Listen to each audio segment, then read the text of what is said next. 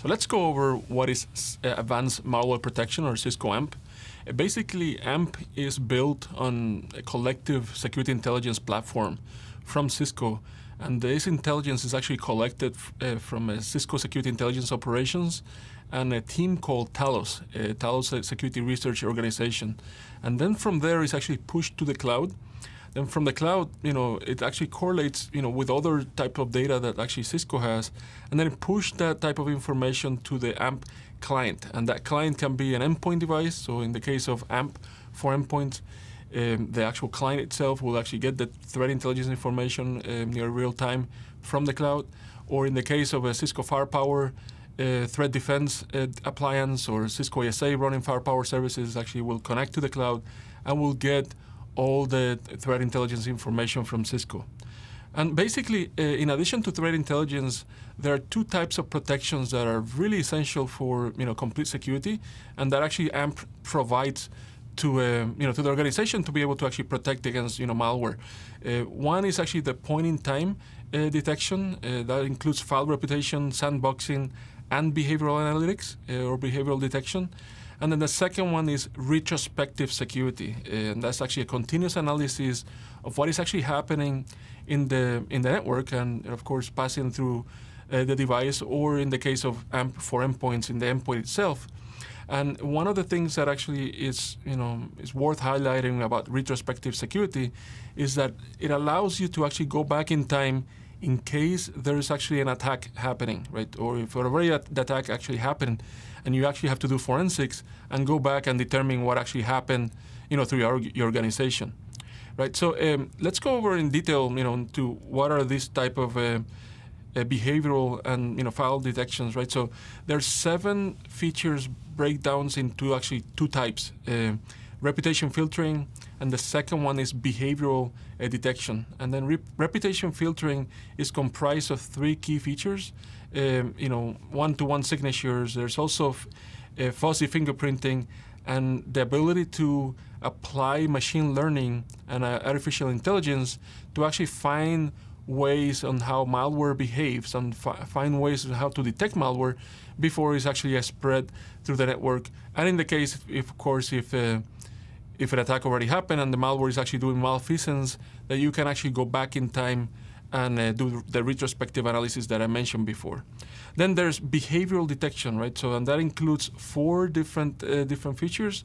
One is the ability to inspect and correlate indicators of compromise, right? And indicators of compromise can be things like a malicious domain name. It can be fingerprints of a specific malware. It can be that at 2 o'clock in the morning now you're actually sending a lot of traffic to an embargo country. It can be many different things, right? So that's what also people call observables.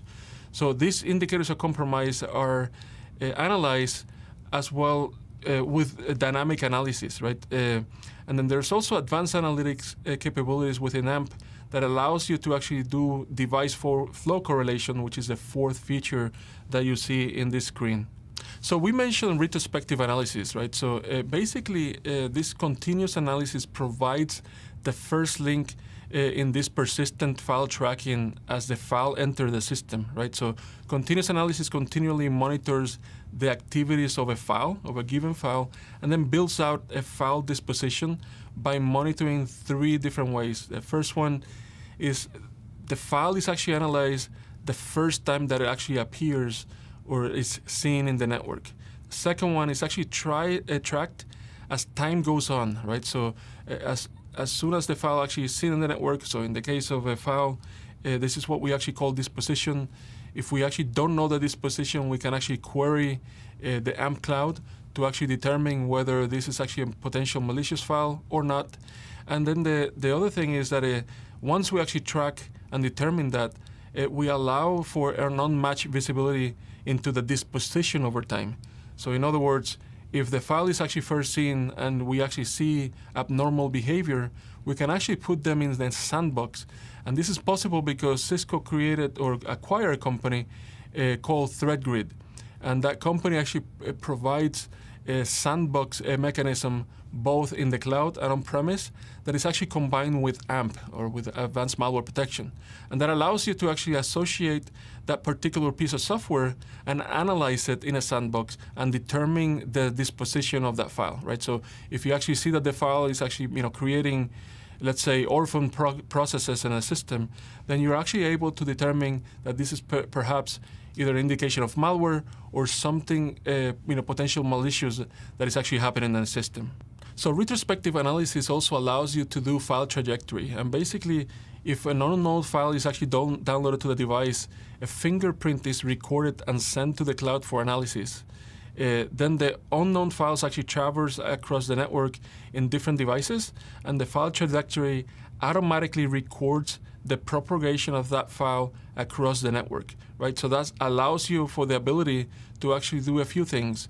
If you don't know the disposition of the file, you can actually send it to a sandbox, and that sandbox actually determines if the file is malicious and notifies all other devices, right? So the beauty of this is actually that you can actually see the full trajectory of that file between different systems in the network, right? So you can start with user A, and if you actually saw that file and you determine that it's perhaps a malware and you see it again in user B, perhaps it's an indication that the malware is spreading throughout the organization, or that perhaps it's things like a worm or a virus.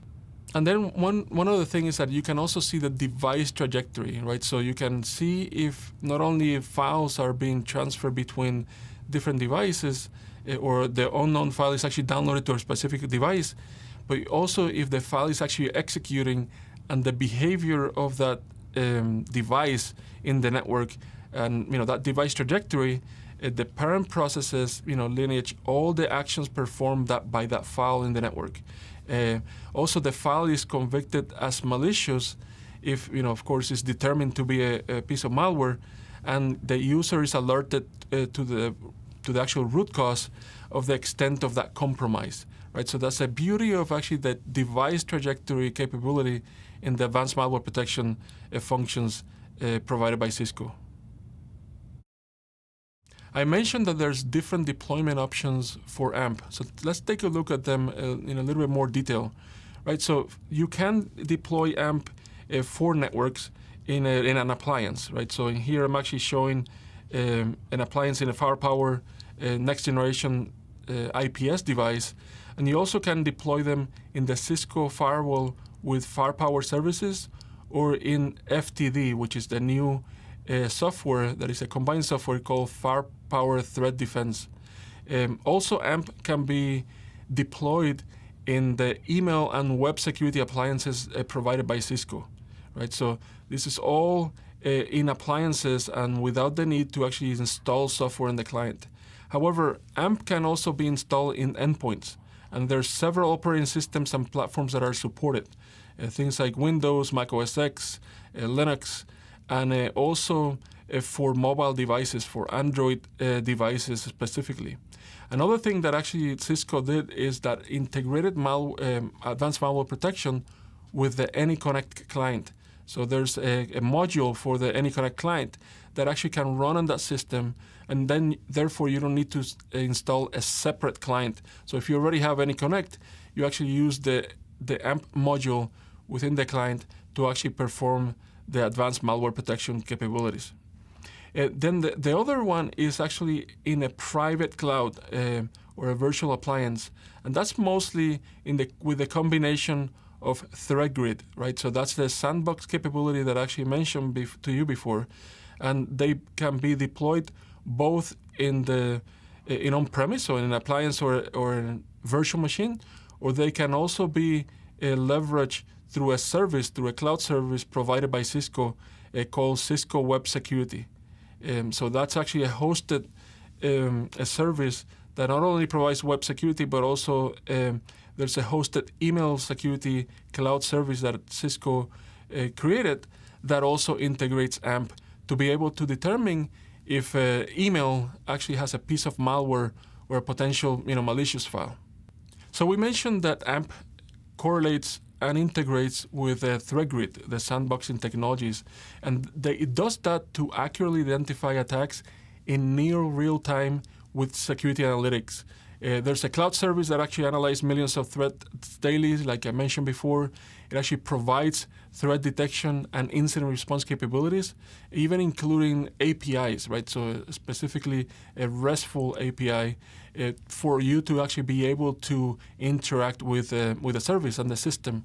They also provide prepackaged and custom threat intelligence feeds provided, and like I mentioned before, that are provided by the Cisco Talos organization, the security research organization from Cisco.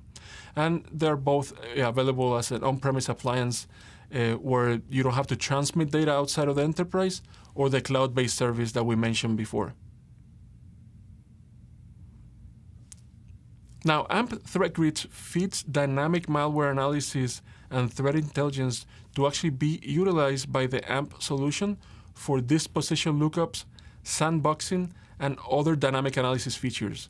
And basically, this thing, it's possible because it has a sample and artifact intelligence database that is fairly extensive, right? And of course, it continues to grow as more threat intelligence information is actually being decomposed and integrated within the Cisco Talos organization, but also as you actually see files in the network in your environment, you can send the files to that sandbox and to determine that type of disposition of the files. So the database actually keeps growing almost in near real time to be able to actually have actionable threat content and intelligence, right, that can be generated to utilize, to do advanced malware protection within the organization.